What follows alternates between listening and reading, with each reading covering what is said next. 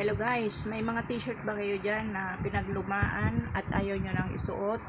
Ganito lang ang gawin nyo. Kumuha kayo ng kahoy o kawayan na ganyan kahaba, tapos lagyan nyo siya ng sabitan. At dito nyo isasabit itong t-shirt. Mas maganda guys kung yung t-shirt na American size para mas marami kayong may lalagay dito na maruruming damit. Ayan, tahiin nyo lang guys yung laylayan niya, ganyan. Tapos, yung manggas niya, isuksok nyo ganyan. Pwede rin hindi nyo na isuksok. Tapos, pwede nyo nang ilagay dyan yung maruruming yung damit. Ayan guys, ilagay nyo lang dyan.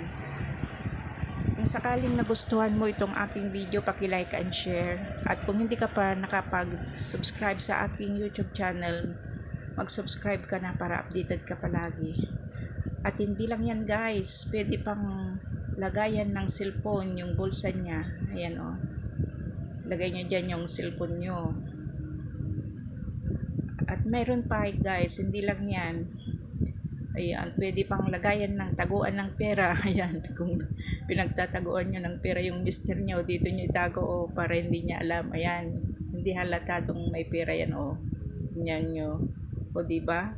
Ang galing. Kaya ano pang ginanintay nyo? Gumawa na rin kayo.